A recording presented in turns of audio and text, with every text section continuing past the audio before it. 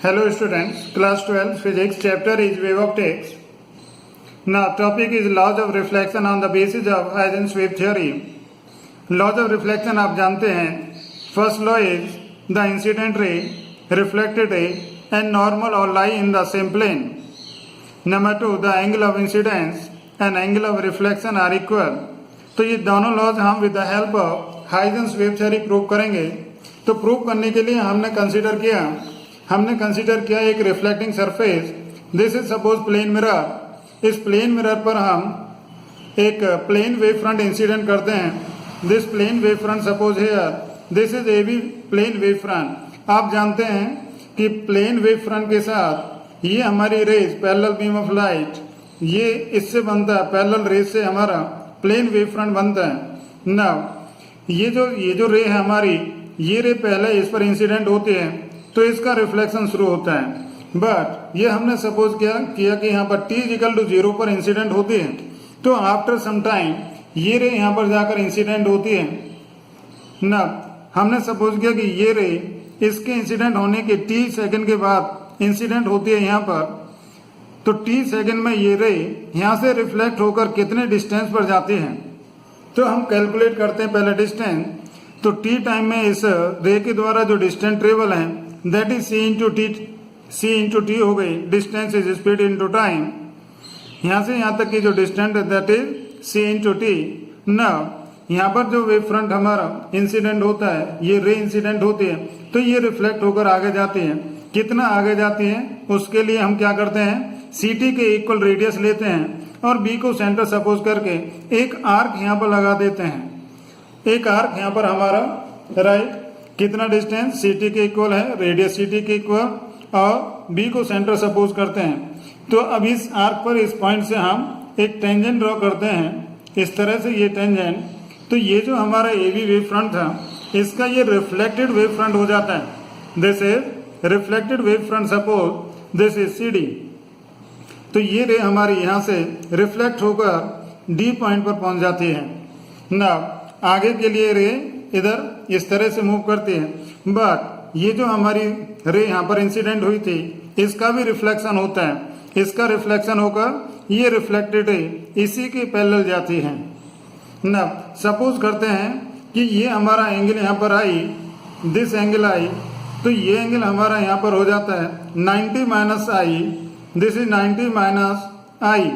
ठीक है, क्यों? क्योंकि रेज वेव फ्रंट के साथ 90 डिग्री पर होती हैं, वेव फ्रंट के साथ 90 डिग्री. ना therefore this angle is equal to I. Similarly ये हमारा यहाँ पर नॉर्मल, ये नॉर्मल हमारे यहाँ पर, अब नॉर्मल के साथ रिफ्लेक्टेड रे एंगल आर बनता है. राइट, नब ये आपका रिफ्लेक्टेड वेव फ्रंट था, रिफ्लेक्टेड वेव फ्रंट. तो ये जो एंगल है ये आपका यहाँ पर 90 माइनस आर बन जाता है. और ये जो एंगल इसका प्लेन वेव फ्रंट के साथ बनता है, रिफ्लेक्टेड वेव फ्रंट का प्लेन सरफेस के साथ, प्लेन मिरर के साथ बनता है, दिस एंगल इज आर. तो ये एंगल हमारा angle I, angle of incidence होता है, और ये एंगल हमारा यहाँ पर एंगल ऑफ रिफ्लेक्शन होता है. अब इसमें आप जानते हैं कि ये जो एंगल है ये 90 डिग्री हो गया हमारा, ये एंगल भी 90 डिग्री, क्योंकि रेज जो होती हैं वो प्लेन वेव फ्रंट के साथ या वेव फ्रंट के साथ 90 डिग्री पर होती हैं. ये एंगल आई, एंगल आर है. नाउ हेयर हमने सपोज किया कि ये जो ए बी था वो incident wave front, C D जो था हमारा that is reflected wave front. Now जो एक्स वाई है, this X Y is known as reflecting surface.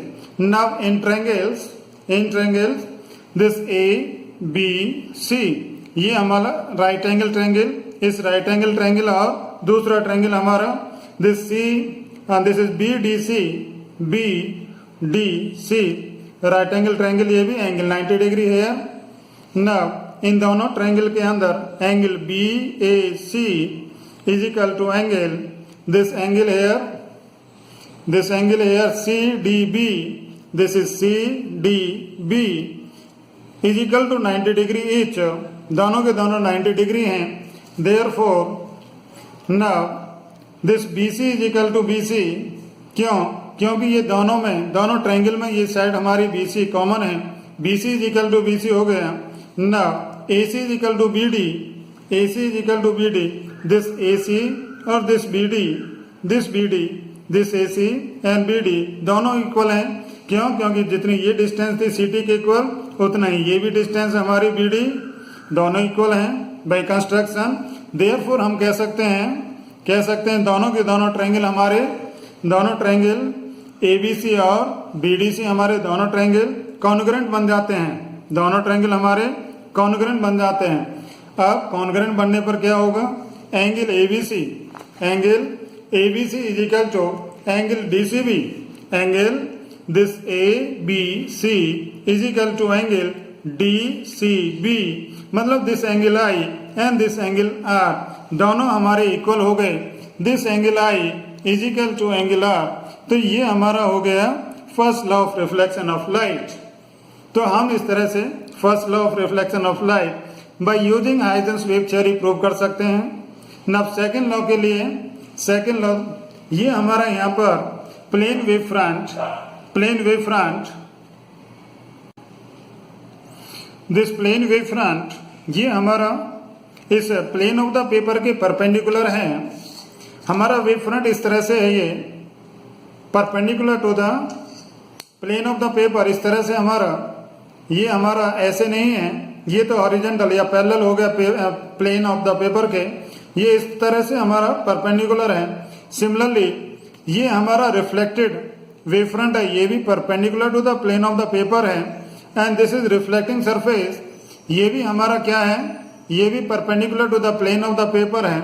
इस तरह से हमारा ऐसे है, ऐसे नहीं है, ऐसे हैं, तो ये तीनों के तीनों हमारे परपेंडिकुलर हैं to the plane of the paper. Now you know ये जो रेज होती हैं, ये रेज हमारी इंसिडेंट वेव फ्रंट के परपेंडिकुलर होती हैं। जब हमारा ये वेव फ्रंट इस तरह से है, तो जो रेज है हमारी, वो रेज यहाँ पर आती हैं, इस तरह से रेज होंगी, ये इस तरह से रेज, मतलब this rays incident rays are in the plane of the paper हो गई, in the plane of the paper.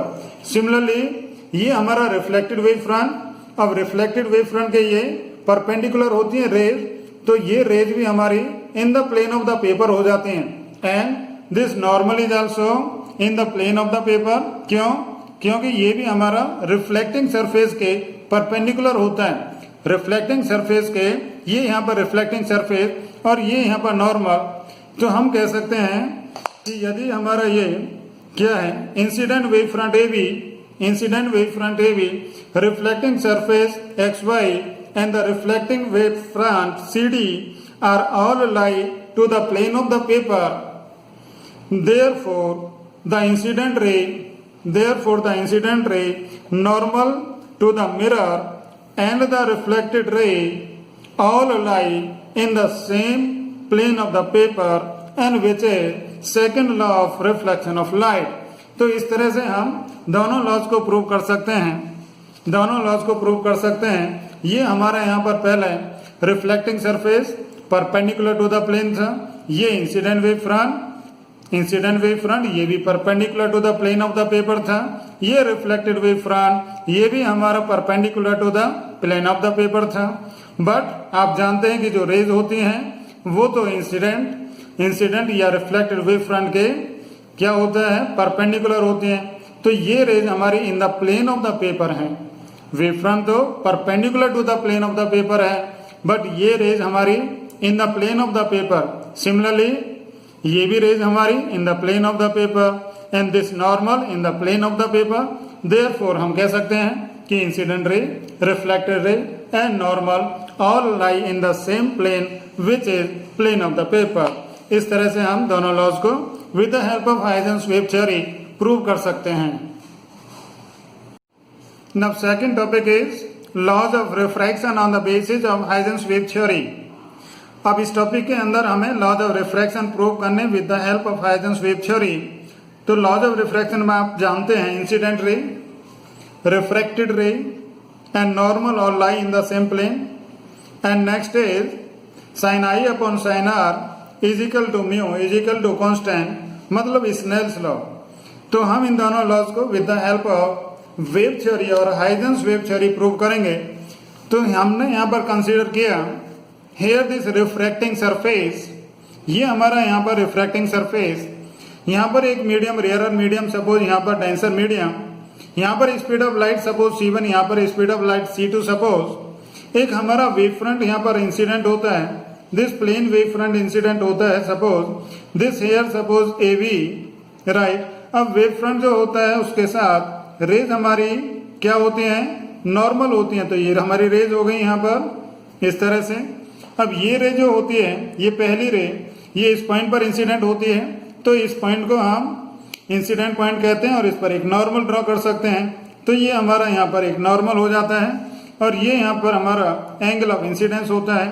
Now ये हमारी रे t=0 पर यहाँ पर इंसिडेंट हुई, उसके बाद ये हमारी रे यहाँ पर आफ्टर सम टाइम इंसिडेंट होती है, suppose this time is t0 पर होती है, ये 0 के t टाइम पर, 0 के बाद t टाइम पर इंसिडेंट होती है यहाँ पर।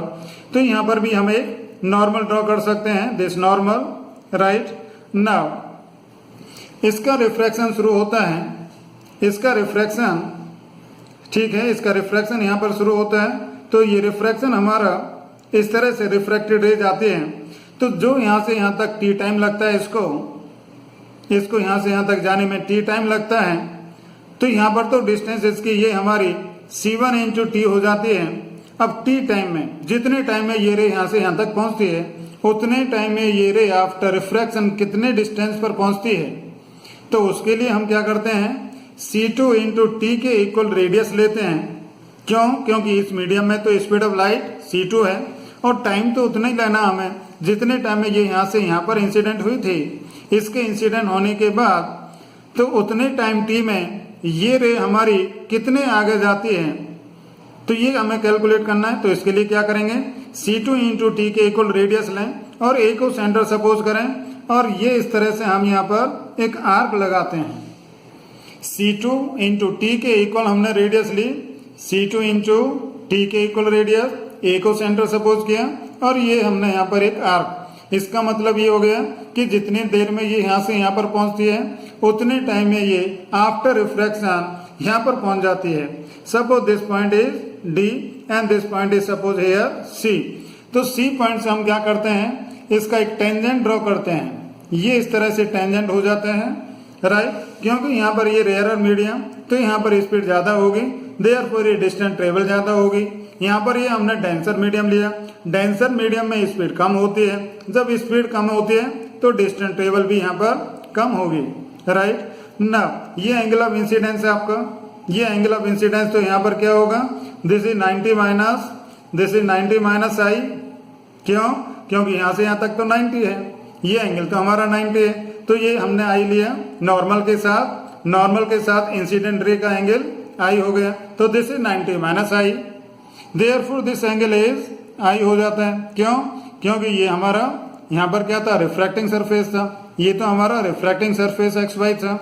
तो ये हमारा wave front, plane wave front, incident wave front था, इसका एंगल यहाँ पर आई बनता है। सिमिलरली यहाँ पर भी रिफ्रैक्शन हो गया इस रे का, तो ये हमारी इस तरह से जाती है रिफ्रैक्टेड रे, तो ये एंगल हमारा यहाँ पर R हो जाता है, ये R हो जाता है, तो ये भी एंगल हमारा यहाँ पर R होता है। तो इस तरह से हम ये इसका रे डायग्राम बना सकते हैं। नाउ इसके अंदर हमारा क्या हो गया, XY ये रिफ्रैक्टिंग सरफेस हो गया, this AB is the incident plane wave front हो गया, ये इसकी रेज हैं। इसके बाद ये रिफ्रैक्शन होता है इसका, इस पॉइंट पर रिफ्रैक्शन, ये मान लीजिए टी टाइम के बाद यहाँ पर इंसिडेंट, ये यहाँ पर टी टाइम के बाद इंसिडेंट। तो टी टाइम के अंदर ये कितना आगे जाता है, तो हमने क्या किया, हमने यहाँ पर C2 इंटू टी के इक्वल रेडियस लिया और A को सेंटर सपोज किया, A को सेंटर सपोज करके ये आर्क लगाया, इस आर्क पर यहाँ से टेंजेंट ड्रॉ किया पॉइंट C से, राइट, ये पॉइंट C से। तो ये हमारा हो गया रिफ्रैक्टेड वेव फ्रंट, ये हमारा था इंसिडेंट वेव फ्रंट, ठीक है। रिफ्रैक्टेड वेव फ्रंट कौन सा, CD हो गया हमारा रिफ्रैक्टेड वेव फ्रंट और this AB is the incident wave front. अब ये जो हमारी रे थी इसका भी रिफ्रैक्शन होता है, तो ये एंगल हमारा यहाँ पर एंगल ऑफ रिफ्रैक्शन हो गया और ये एंगल ऑफ रिफ्रैक्शन यहाँ पर इस रिफ्रैक्टेड वेव फ्रंट के साथ। नाउ यहाँ पर हम सपोज कर रहे हैं, देखिए this A B is the incident wave front, C D is the refracted wave front, this C D, and this X Y is the refracting surface. Now here this angle BAC, this angle BAC, this is BAC, angle BAC is the angle of incidence, and this angle ACD, this ACD, this D is the angle of refraction. ठीक है, angle of refraction ये आई हो जाता है, ये are हो जाता है. Now in triangle ABC triangle के अंदर क्या करते हैं, this sin I is equal to this perpendicular upon hypotenuse. Sin I is equal to this is here sin I is equal to this perpendicular upon BC upon AC हो गया. sin I ये आपका यहाँ पर sin I, this is perpendicular upon this hypotenuse, तो BC upon AC. Now similarly in triangle ADC sin R is equal to this sin R here. This sin R is equal to perpendicular upon this hypotenuse. क्यों? क्योंकि यहाँ पर भी 90 degree angle होगा.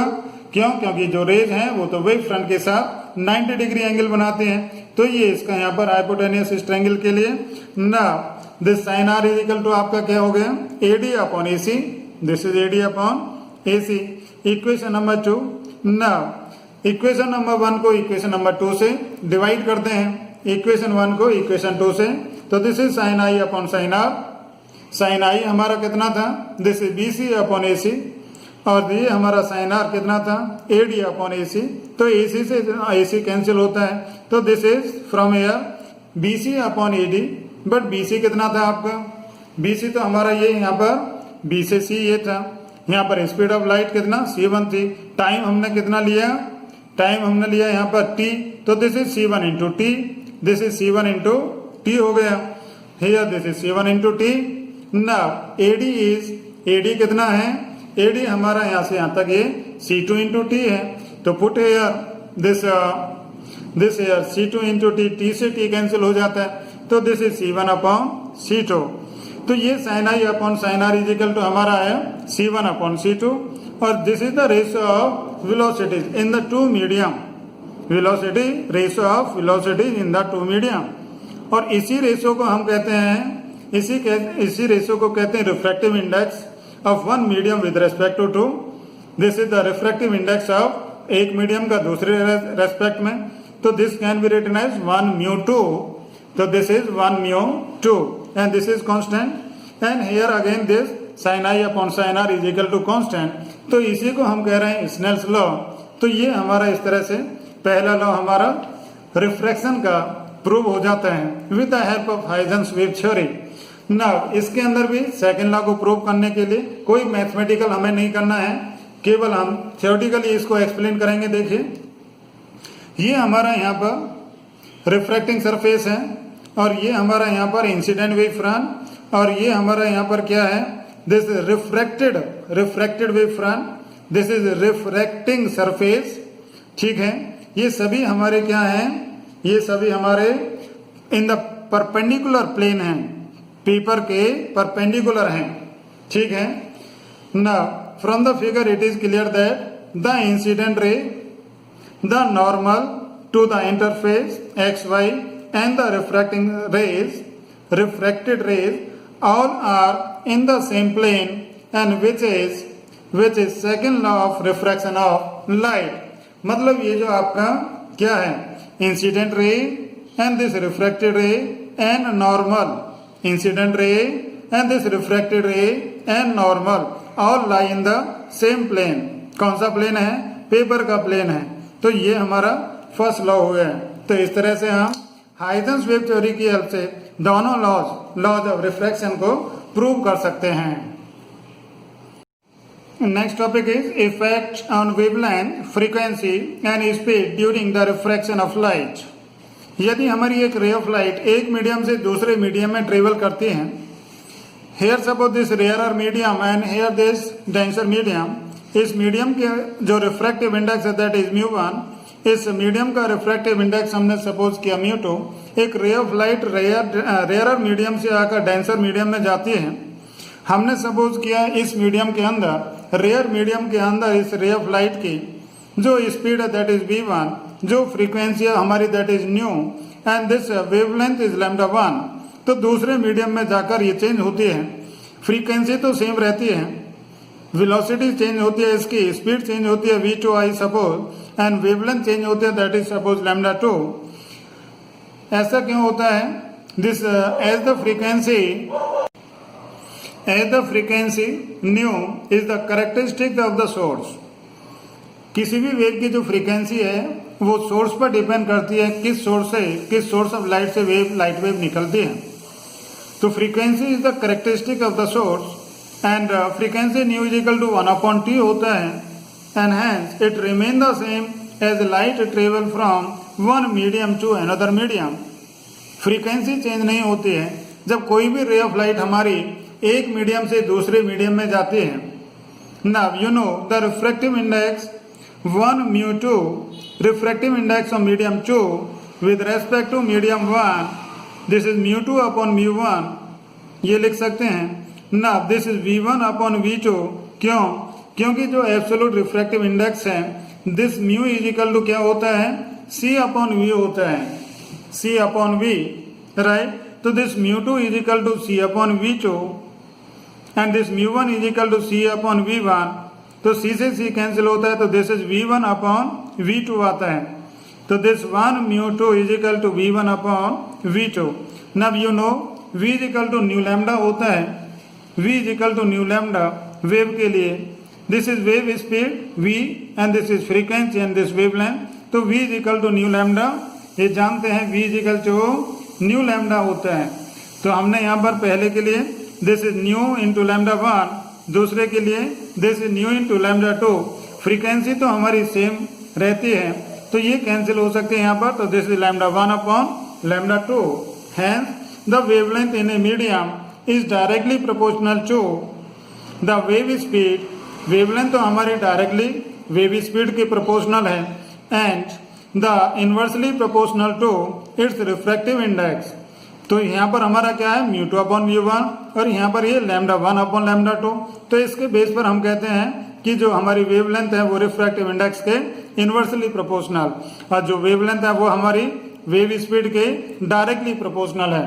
तो इस तरह से हमारी वेवलेंथ, फ्रीक्वेंसी और स्पीड ड्यूरिंग द रिफ्रैक्शन, जब एक रे ऑफ लाइट दूसरे मीडियम में जाती है, एक मीडियम से दूसरे मीडियम में जाती है, तो उसकी फ्रीक्वेंसी तो सेम रहती है, उसकी स्पीड चेंज होती है और उसकी वेवलेंथ भी चेंज होती है। तो आज के लिए केवल इतना ही। Thank you.